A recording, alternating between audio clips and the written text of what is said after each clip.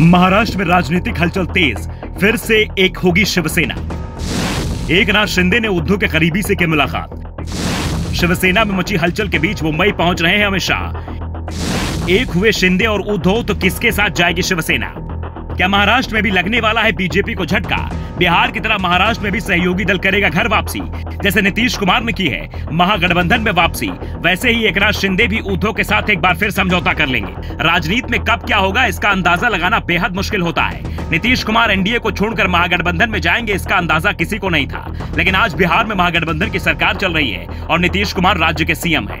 अब ऐसे ही दावे महाराष्ट्र को लेकर लगने लगे हैं। दावा किया जा रहा है कि एकनाथ शिंदे और उद्धव ठाकरे के बीच फिर बातचीत शुरू हो गई है और सब कुछ सही रहा तो बीएमसी चुनाव तक शिवसेना एकजुट हो सकती है। शिवसेना एकजुट होती है तो किसी गठबंधन में जाएगी, ये भी सवाल उठ रहे हैं, क्योंकि उसके पास विकल्पों की कमी नहीं है। महाविकास आघाड़ी गठबंधन से अभी तक उद्धव ठाकरे दूर नहीं हुए हैं, तो शिंदे अभी एनडीए के साथ हैं। ये साफ है कि शिंदे और उद्धव एक होते हैं तो भी उनके हाथ से ना तो सत्ता जाएगी और ना ही सीएम की कुर्सी। उल्टा बिहार की तरह शिवसेना जहां जाएगी सत्ता भी वहीं चली जाएगी।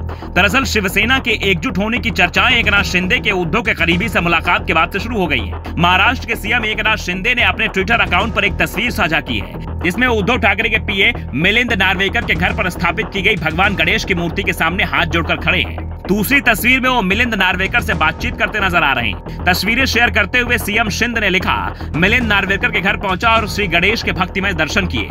इन तस्वीरों के वायरल होने के बाद कई सवाल पूछे जाने लगे हैं कि क्या शिंदे और उद्धव ठाकरे के बीच बातचीत शुरू हो गई है? नार्वेकर के सहारे शिवसेना को एक करने के प्रयास शुरू हो चुके हैं। बीजेपी में चिंता दिखाई दे रही है तो शिंदे गुट की ओर से सफाई सामने आई है। इस मुलाकात को शिष्टाचार व हुई मुलाकात बताया जा रहा है, लेकिन सवाल फिर भी पूछे जा रहे हैं। मिलिंद नार्वेकर को सिर्फ उद्धव का करीबी ही नहीं माना जाता है, बल्कि उनकी मजबूत पकड़ का अंदाजा इसी बात से लगाया सकता है कि उद्धव ठाकरे को छोड़ने वाले अधिकांश विधायकों का यही कहना था कि उद्धव ठाकरे से उनका संपर्क ही नहीं हो पाता।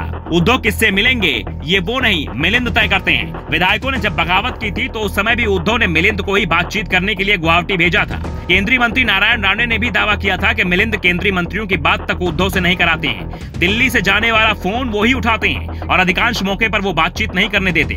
वही फैसला लेते हैं कि उद्धव को दिल्ली से बात करनी है या नहीं। महाराष्ट्र में मची इस राजनीतिक हलचल के बीच अमित शाह को मुंबई भी पहुंचना पड़ रहा है। राज्य के डिप्टी सीएम देवेंद्र फडणवीस ने साफ करते हुए कहा कि अमित शाह मुंबई आ रहे हैं और इस दौरान कई राजनीतिक बैठकें भी होंगी। अमित शाह की एकनाथ शिंदे के साथ मुलाकात भी तय मानी जा रही है। इस मुलाकात के बाद ये तय हो जाएगा कि शिंदे कैंप क्या फैसला लेता है। वैसे अभी तक शिंदे और बीजेपी की ओर से यही दावा हो रहा है कि बीएमसी का चुनाव मिलकर लड़ेंगे। दूसरी ओर उद्धव ठाकरे किसके साथ चुनाव लड़ेंगे अभी ये साफ नहीं हुआ है, क्योंकि कांग्रेस की ओर से जिस तरह के बयान आ रहे हैं उसमें साफ है वो शिवसेना के साथ गठबंधन को तैयार नहीं है। दूसरी ओर शरद पवार जरूर पूरे एमवीए को एकजुट करने की कोशिश कर रहे हैं। ऐसे में नजरें मुंबई के साथ दिल्ली पर भी हैं, क्योंकि शिवसेना विधायकों की अयोग्यता पर सुप्रीम कोर्ट में सुनवाई होना है। साथ ही कभी भी चुनाव आयोग शिवसेना पर कब्जे को लेकर फैसला सुना सकता है। एकनाथ शिंदे और उद्धव ठाकरे दोनों ही गुटों की ओर से अपने गुट को असली शिवसेना बताया जा रहा है। Bureau report, the Navdarpan news.